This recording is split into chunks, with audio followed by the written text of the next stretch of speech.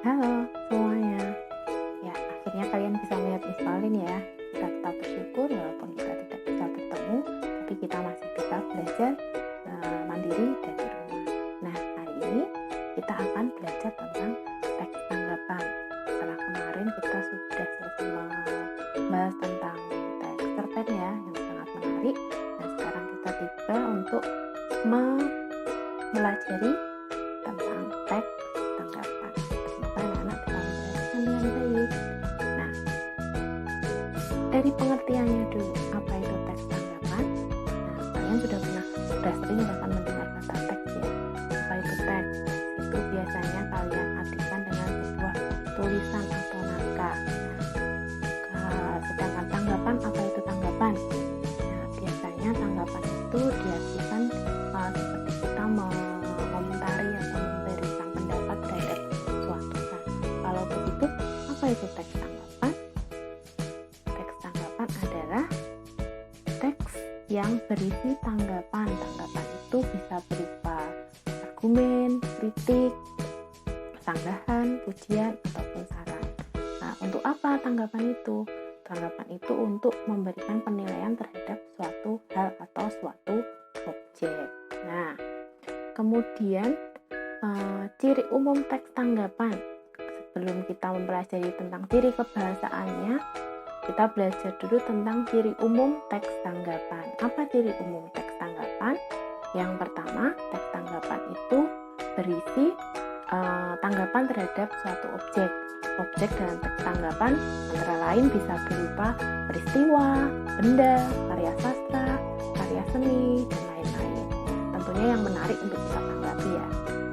Nah, kemudian ciri yang kedua adalah tanggapan ini dapat berbentuk kritik, sanggahan, pujian, ataupun saran. Nah, nanti kita akan belajar perbedaan dari keempat ini. Untuk ciri yang ketiga adalah di dalam teks tanggapan itu ada 3 struktur, yaitu konteks atau evaluasi, deskripsi, dan juga penilaian. Nah, untuk strukturnya ini kalian juga bisa pelajari di buku siswa ya, di buku siswa ada, silakan dipelajari untuk lebih jelasnya. Nah, selanjutnya adalah bentuk-bentuk tanggapan. Tanggapan itu bentuknya seperti apa sih? Nah, ini tanggapan itu yang pertama bisa berbentuk sanggahan. Nah, kalian mungkin pernah mendengar kata menyanggah. Nah, artinya apa sanggahan itu? Sanggahan itu artinya kalimat yang digunakan untuk menyanggah atau bahkan menolak suatu ide atau gagasan. Nah, menolak di sini menggunakan bahasa yang santun ya. Jadi sanggahan ini menolak tapi menggunakan bahasa yang santun sehingga apa yang menjadi sanggahannya itu bisa diterima oleh lawan bicaranya, atau sanggahan itu atau penolakan itu bisa diterima dengan baik oleh orang lain seperti itu. Nah, ciri khas dari kalimat sanggahan ini adalah ada kata-kata seperti tetapi, namun, itu ada konjungsi di dalamnya. Nah, kita langsung ke contohnya saja.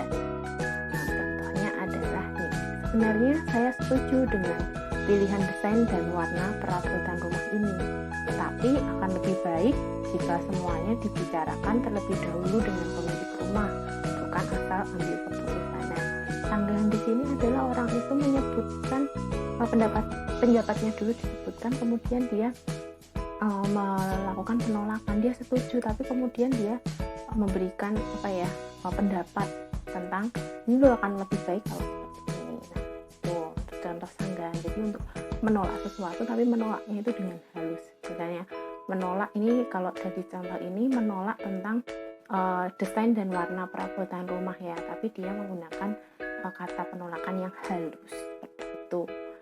Yang kedua, bentuk sanggahan adalah bisa berupa kritik. Nah, apa itu kritik?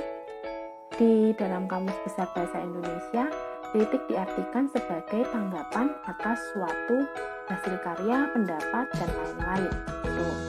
Nah, kritik di sini dapat berupa tanggapan. Nah, tanggapan ini bisa berupa tanggapan yang baik ataupun tanggapan yang buruk ya. Nah, biasanya kritikan ini berkaitan dengan sesuatu yang negatif ya, atau sesuatu yang jelek. Kita langsung ke contohnya. Nih, contohnya, semakin hari pengangguran justru semakin bertambah.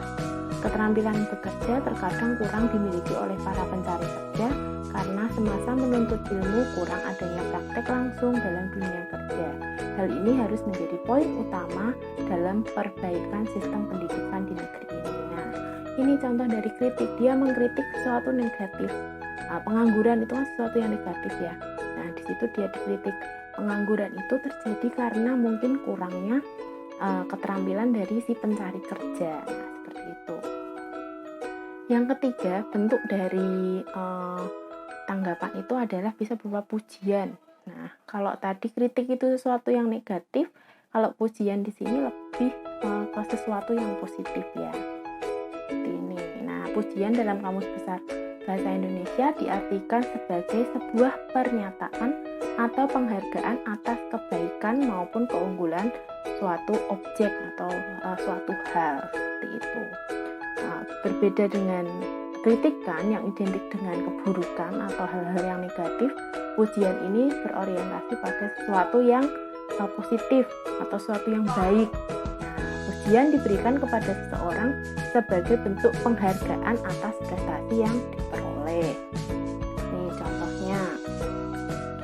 Sekolah swasta itu membuktikan kualitasnya dengan keberhasilan mayoritas alumni murid-muridnya. Nah, ini kan memuji sekolah swasta itu keren. Sekolah swasta itu bisa berhasil meluluskan murid-muridnya, atau murid-murid dari sekolah swasta itu bisa berhasil.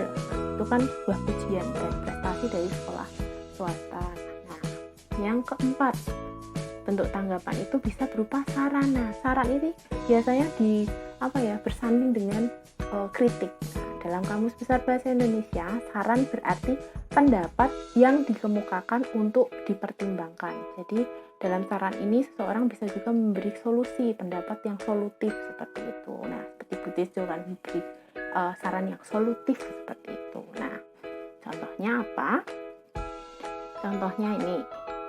Akan lebih baik jika dalam membuat karangan kau menentukan dulu tema dan ketentuan yang diminta. Nah, ini kan beri saran-saran yang alangkah lebih baik. Nah, itu contoh dari sebuah saran, memberikan atau mengarahkan ke sesuatu yang baik.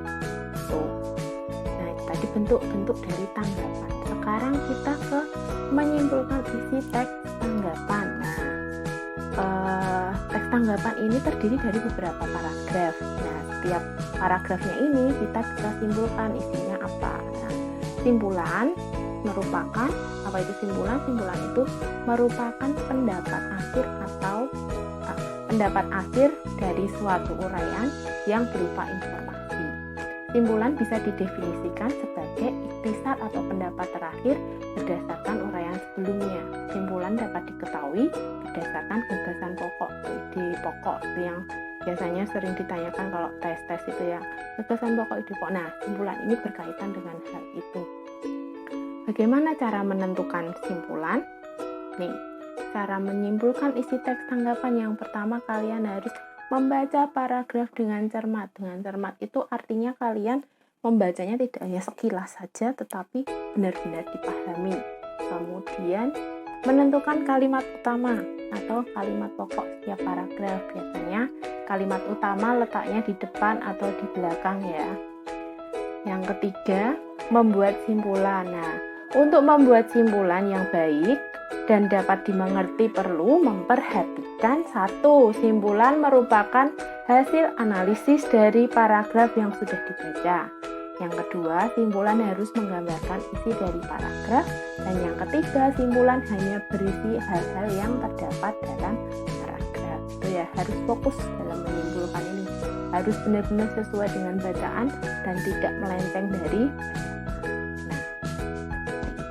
Oke, nah demikian pembelajaran tentang teks tanggapan. Kita sudah belajar struktur, kemudian ciri, dan cara menyimpulkan. Nah, kalian juga bisa mencari referensi lain untuk menambah pemahaman kalian ya. Tetap semangat, tetap sehat, jaga kesehatan. Tuhan Yesus memberkati.